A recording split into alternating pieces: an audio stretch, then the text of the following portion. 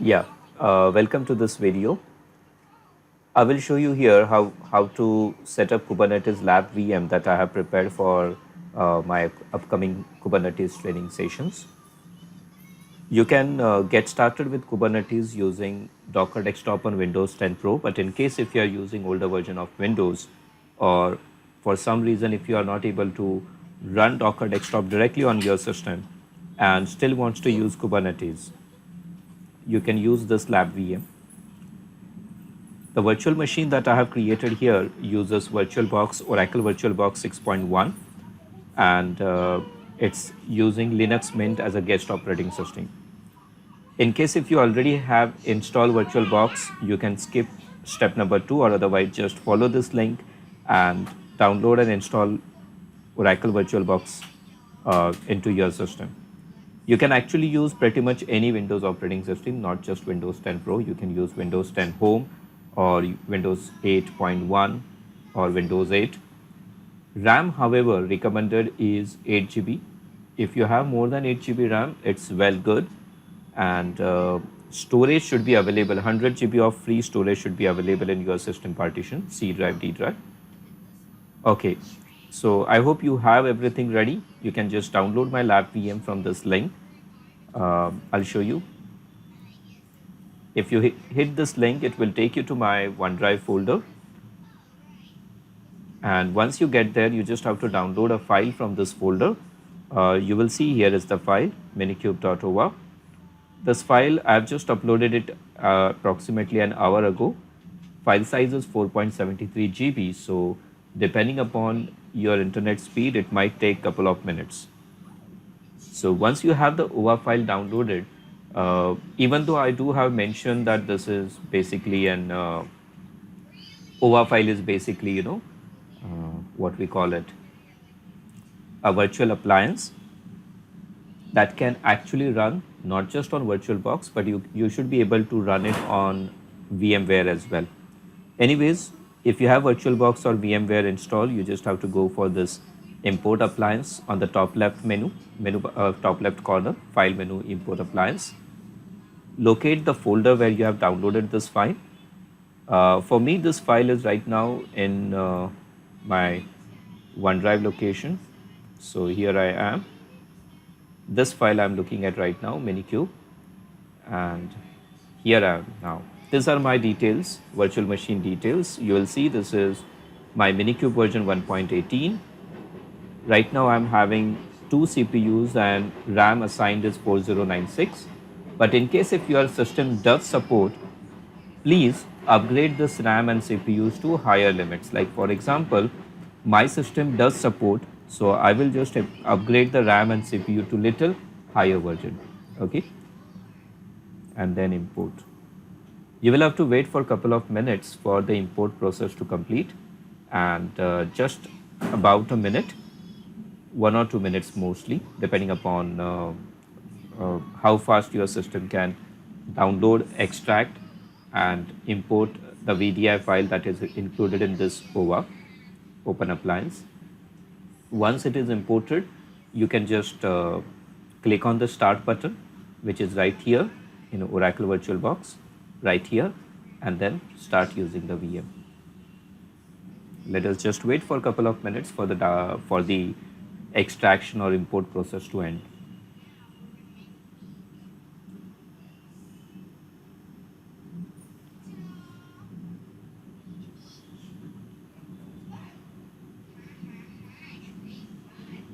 Two minutes and 37 seconds. Okay. Once you find the file and once you import it, make sure that you just click on Start button to get started with it.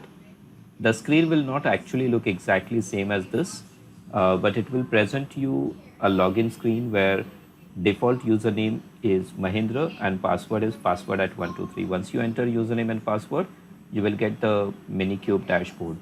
Right there in Minikube dashboard, there is a taskbar at bottom. Just click on that console icon, terminal icon, or you can use Ctrl-Alt-T keyboard shortcut to launch the terminal.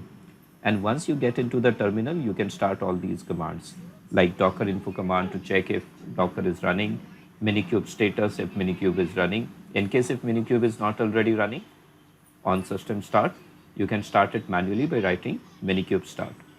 And you can then get to see if Kubernetes configuration is working fine by using kubectl get no. Get no is kubectl get node command basically. Let's see, showing approximately 1 minute remaining for my VM to import.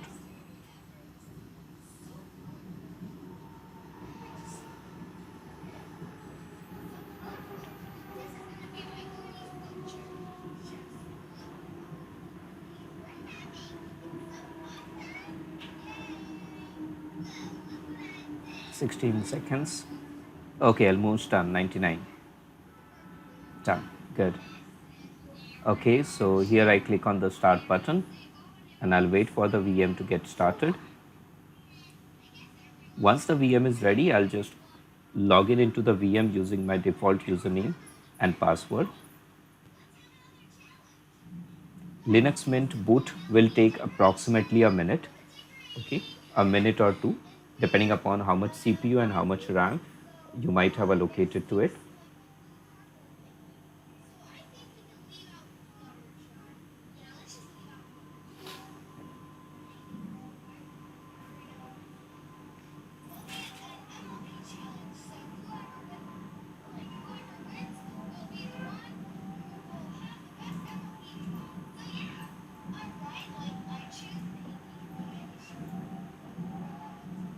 Okay, now my Linux Mint is just booting up.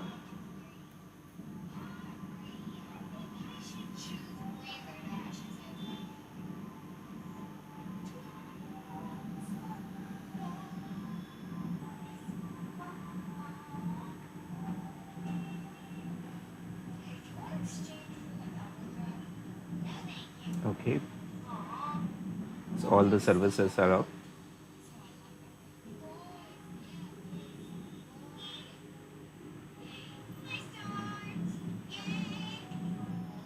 I should get a login screen now.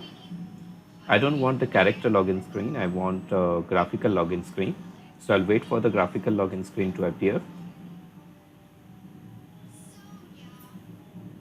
Some of the background services might take a little bit more time to launch.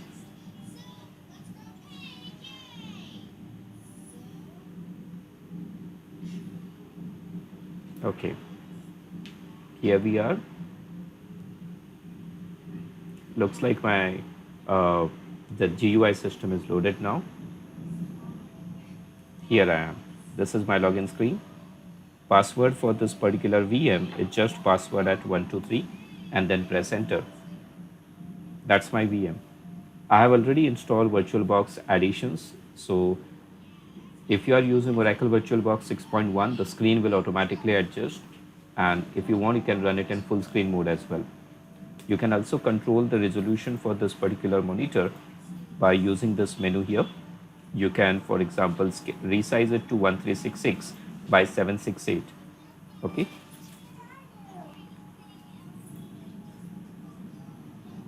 Let's just wait for desktop to appear.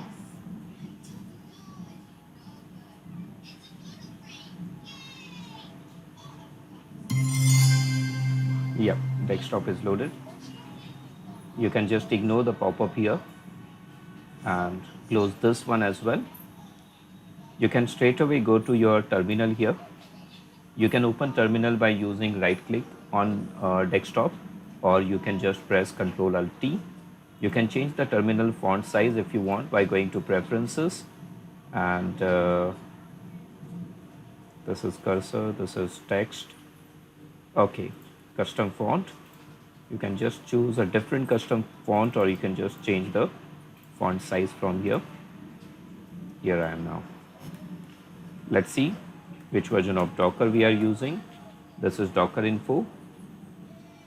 Docker info command will show me information about Docker daemon, Docker client, how many images you have in total, and so on. Yeah.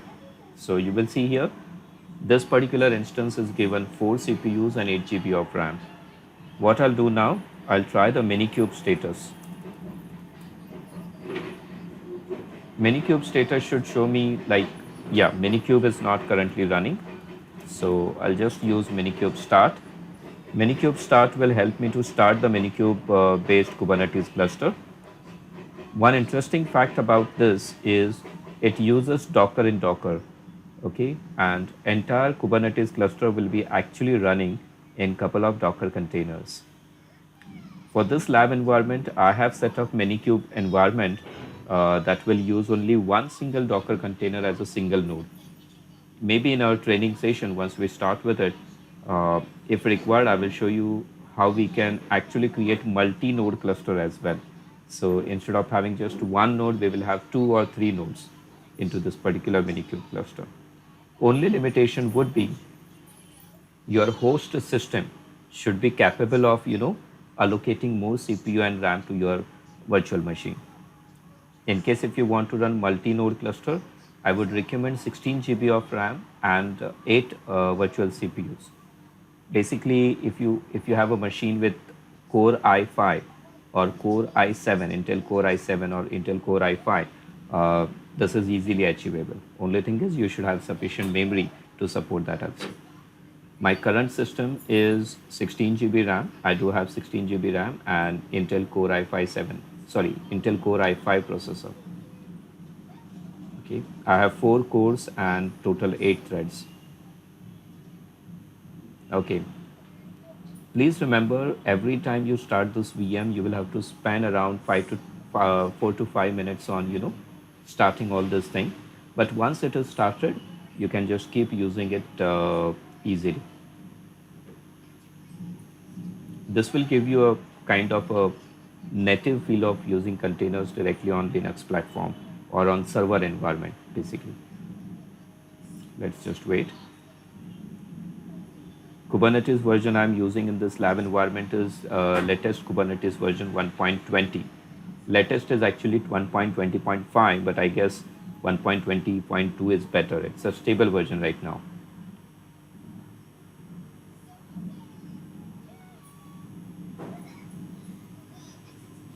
Let's see how more minutes it takes now.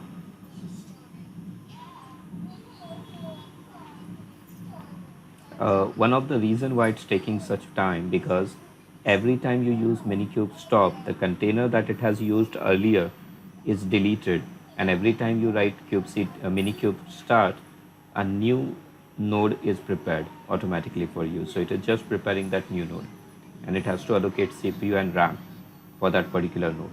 Yeah, done. Verifying the components, restarting Docker service. Okay, fine, no issues.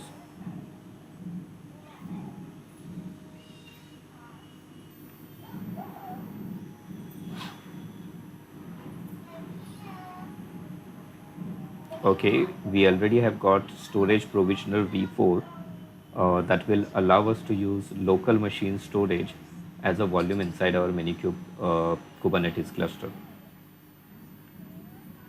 That's great.